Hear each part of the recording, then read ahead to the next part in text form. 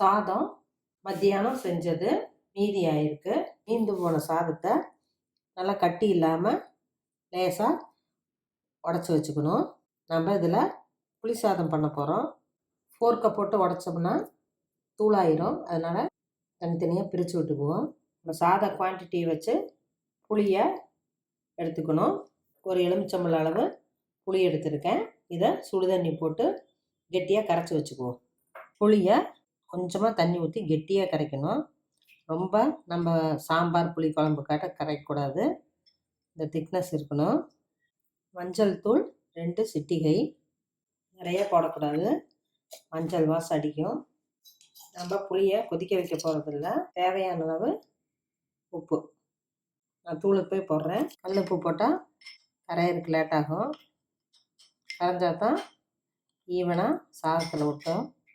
Table சால்ட்டை நான் use பண்ணுறதில்ல. இப்போ கிறிஸ்டல் உப்பையவே மிக்சியில் போட்டு பவுட்ரு பண்ணி வச்சுருக்கேன். சாதத்தில் இதை ஊற்றி கிளறிடுவோம். நல்லா 2-3 தடவை ஃபில்ட்ரு பண்ணிடணும். இது எல்லா சாதத்துலேயும் படும்படி லேசாக கிளறி விட்டுருவோம். புளி கரெக்டாக இருக்கணும். ரொம்ப அதிகமாக இருந்தாலும் நல்லா இருக்காது, குறைவாக இருந்தாலும் டேஸ்ட் வராது.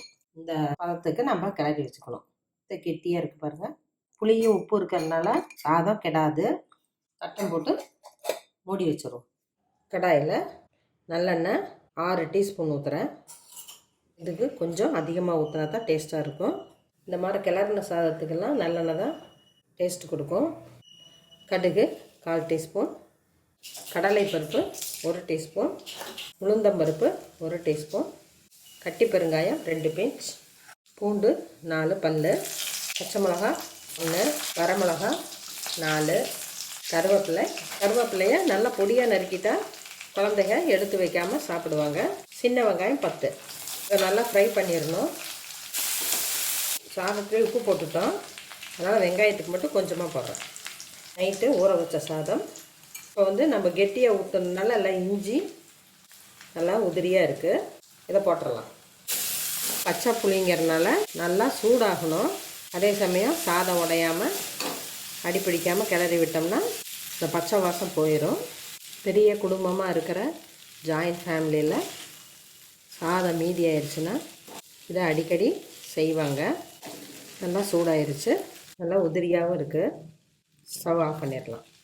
இதே போல் எலுமிச்சம்பழ சாதமும் பண்ணலாம். பச்சை புளி சாதம் ரெடி ஆயிடுச்சு. குழந்தைங்க முதல் பெரியவங்க வரை எல்லாத்துக்குமே டிஃப்ரெண்ட்டாக இருக்கும். செஞ்சு பாருங்கள், சாப்பிட்டு பாருங்கள். தேங்க்யூ.